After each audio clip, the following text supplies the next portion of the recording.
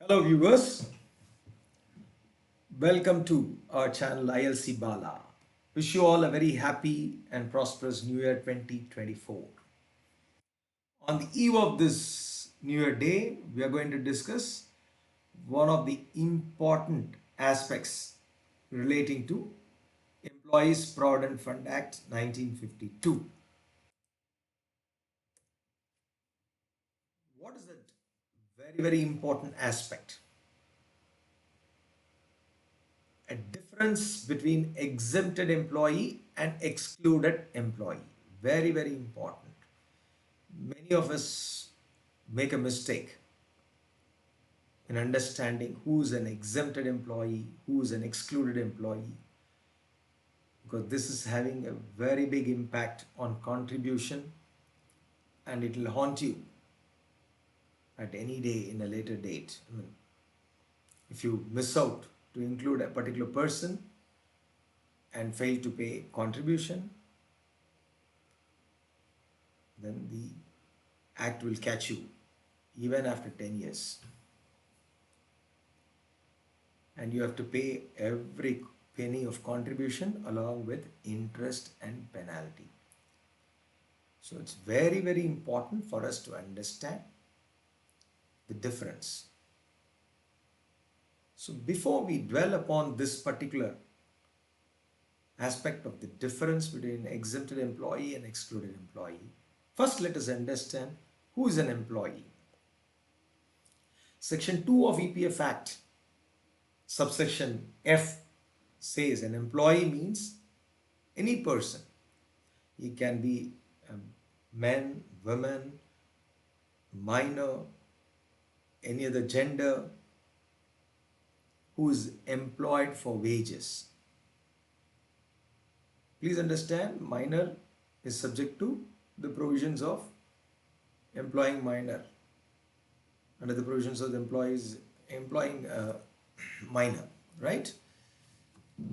So otherwise, any person who is employed and engaged for payment of wages to do any kind of work, manual, supervisory or otherwise, in connection with the work of an establishment. It is not with respect to work at home. Say for example, you are engaging in housemaid at home.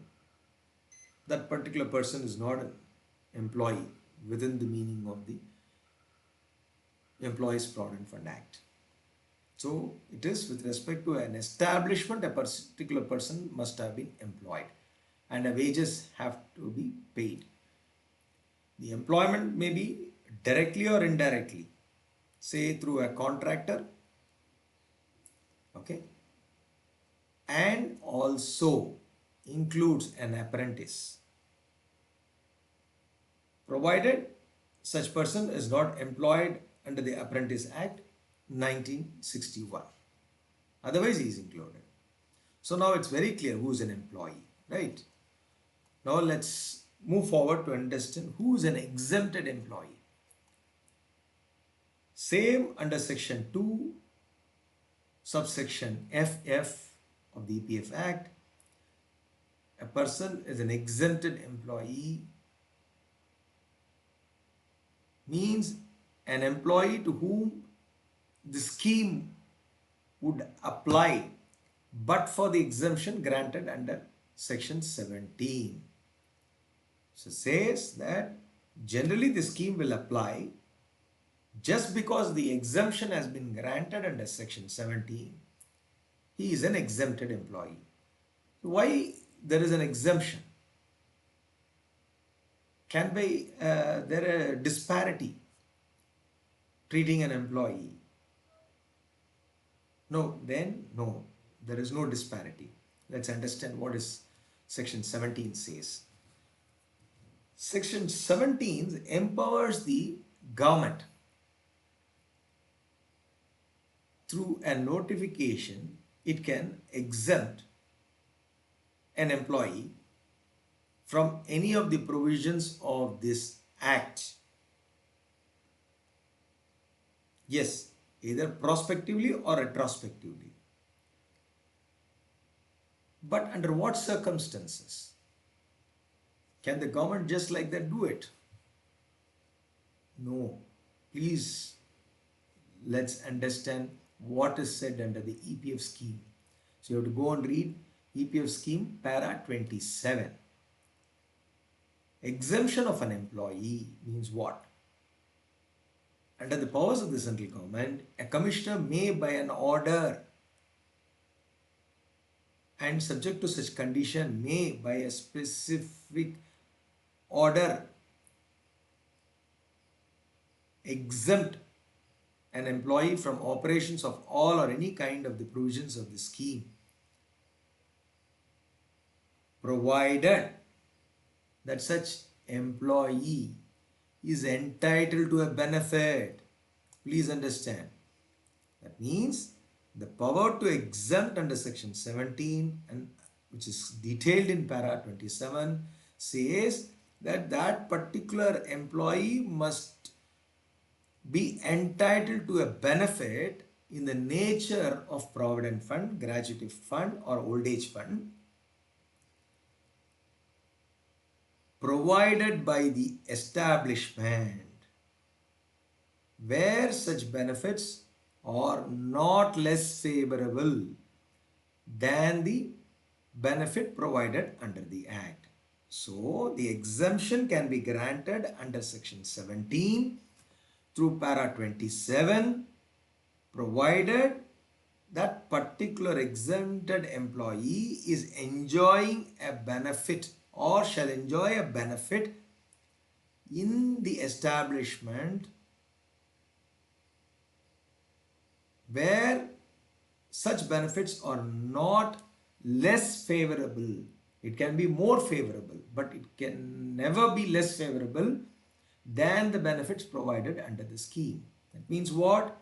The employer must have created a trust through which he is providing these benefits like provident fund, pension fund or whatever it is, as that is applicable in the scheme.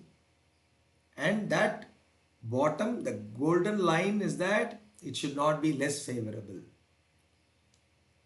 So that particular person is called an exempted employee. There are certain terms and conditions under para 27 AA. So whatever exemption is granted under section 17 of the Act or under para 27A of the scheme shall be subject to certain terms and conditions as given in the appendix that's provided in the scheme. So now let's go and understand who is an excluded employee. Para 2 of the Employees Provident Fund Scheme. Again, we are going to the scheme, not to the Act, because the excluded employee is not defined under the Act. Right? So, para 2 sub para F says excluded employee means two conditions there. Two, mutually exclusive. An employee who, having been a member of the fund, means that he was a member of the fund, withdrew the full amount, okay, of his accumulation from the fund under clause A or C of subparagraph 1 of paragraph 69 of this same scheme. So, he was a member of the fund and he withdrew the entire accumulation as per the provisions contained in para 69 subpara 1 clause A or clause C. So let us understand what the clause A and clause C says. Then we will come to the second condition. Okay, or we will discuss the second condition first. So what is the second condition? An employee whose pay at the time he is otherwise entitled to become a member of that fund. That means whose pay at the time entitled to become member. When he will be entitled to become a member? When he joins an organization. So his pay at the time of joining an organization exceeds the limit as prescribed. Currently it is 15,000 per month. So these two conditions are mandated to exclude an employee. Of course, what is pay? You have to understand then what is the pay. That pay means includes basic wages, DNS allowance, retained allowance if any, and cash value of food concession. So these things have to be taken, which should exceed 15,000 for him to qualify here. Okay. So let's understand what is said in paragraph 69 so that he is qualified under first proviso of para 2 subs para F.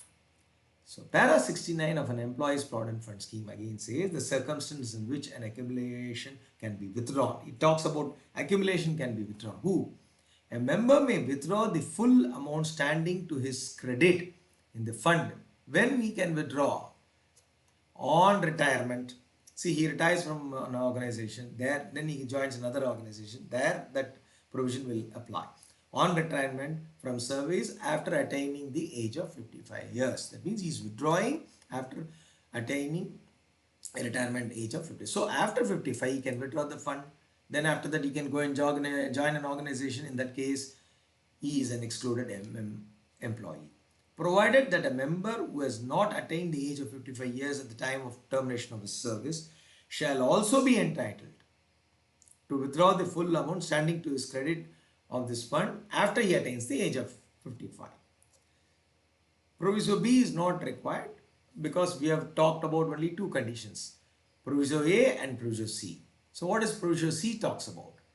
Immediately before migration from India for a permanent settlement. So he is quitting the job and is moving abroad for a permanent settlement and takes away money. But later on comes, then what happens? He can't be, right? So that is where these two exclusions are there to qualify a particular employee to be excluded. So the person must be above 55 years of age and he was a member of the fund. He has withdrawn the full amount and then he is coming and joining here. Then he can be excluded. Or a member who at the time of joining, whose pay is above 15,000 is excluded. So what happens, a situation comes in an organization or in an establishment which is covered under the Act, is having different kinds of employees where out of 25 employees, 20 are a regular employee. These 5 employees may fall under these two categories. We can exclude them.